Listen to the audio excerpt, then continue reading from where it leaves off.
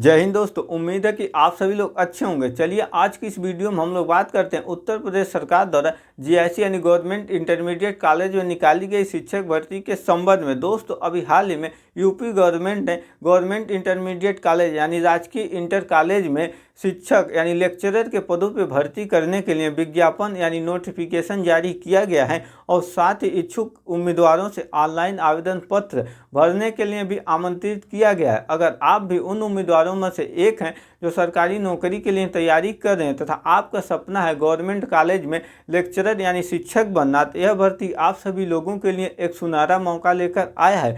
दोस्तों इस वीडियो में हम लोग समझेंगे कि गवर्नमेंट इंटरमीडिएट कॉलेज में शिक्षक यानी लेक्चरर या प्रवक्ता बनने के लिए आपके पास कौन कौन सी शैक्षिक योग्यता होनी चाहिए और इस पद के लिए आपका सिलेक्शन प्रोसेस क्या है और साथ ही कब से आवेदन पत्र भरे जा रहे हैं और कितने दिनों तक भरे जाएंगे, इन सब को हम लोग एक एक करके विस्तार से समझेंगे और यह भी समझेंगे कि किस सब्जेक्ट के लिए कितना सीट है, इसको भी देखेंगे। अगर आप चैनल पर नए हैं तो चैनल को जरूर सब्सक्राइब करें तथा अपने दोस्तों के साथ भी ज़्यादा से ज़्यादा शेयर करें। तो जो उत्तर प्रदेश सरकार है वह राजकीय इंटरमीडिएट कॉलेज में जो लेक्चरर के पदों के लिए वैकेंसी निकाला है उसमें जो कुल सीट है वह 1516 सीट है, यानी 1516 लोगों की लेक्चरर के पदों पर उत्तर प्रदेश राज्य में भर्ती किया जाना है, जिनकी नियुक्ति राजकीय इंटरमीडिएट कॉलेज में होगा। इस पद के लिए महिला और पुरुष दोनों उम्मीदवार योग्य होंगे। अब जो ये सीट है इन सीट को कैटेगरी वाइज भी बांटा गया है। तो जनरल वर्ग के उम्मीदवार के लिए 643 सीट है,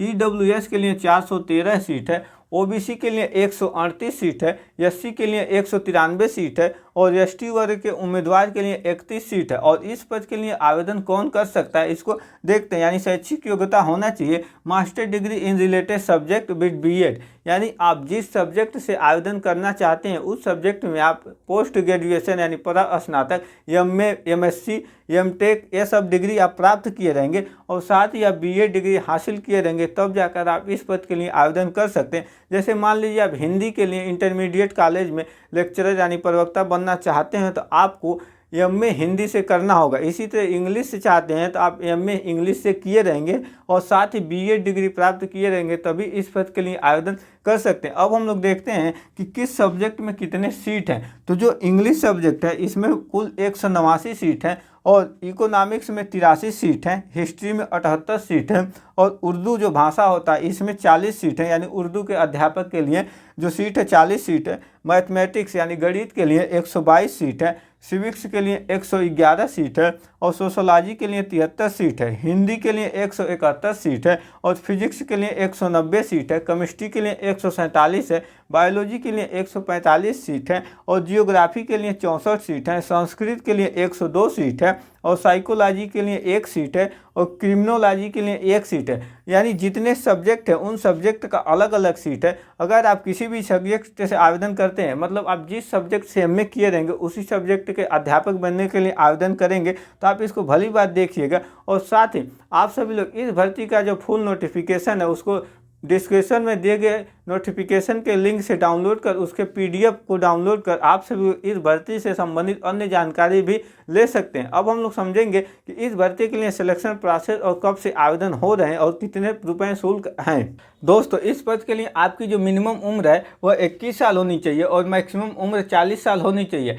1 जुलाई 2025 को आपकी जो मिनिमम उम्र है 21 साल हो जानी चाहिए और इस पद के लिए ऑनलाइन आवेदन की जो प्रारंभिक तिथि है वह 12 अगस्त 2025 है, यानी 12 तारीख से इसके लिए आवेदन हो रहे हैं और यह चलेगा 12 सितंबर 2025 तक।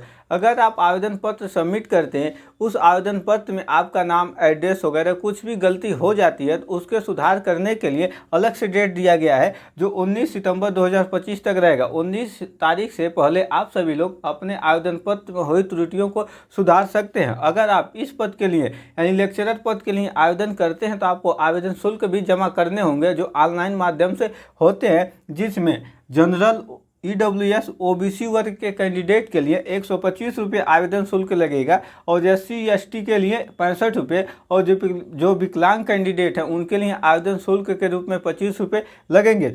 इस पद के लिए आवेदन करने से पहले आपको वन टाइम रजिस्ट्रेशन यानी ओटीआर पंजीकरण करना अनिवार्य होगा, जो सभी अभ्यर्थियों के लिए जरूरी है।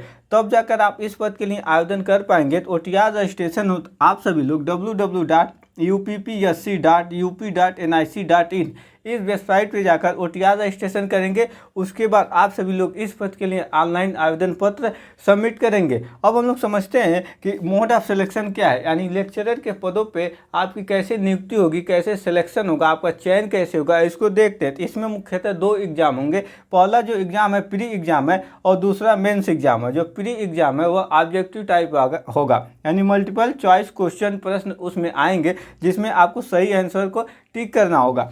और इस परीक्षा में आपका नेगेटिव मार्किंग होगा। अगर आप किसी भी प्रश्न का उत्तर गलत देते हैं तो आपके 0.33 नंबर काट लिए जाएंगे।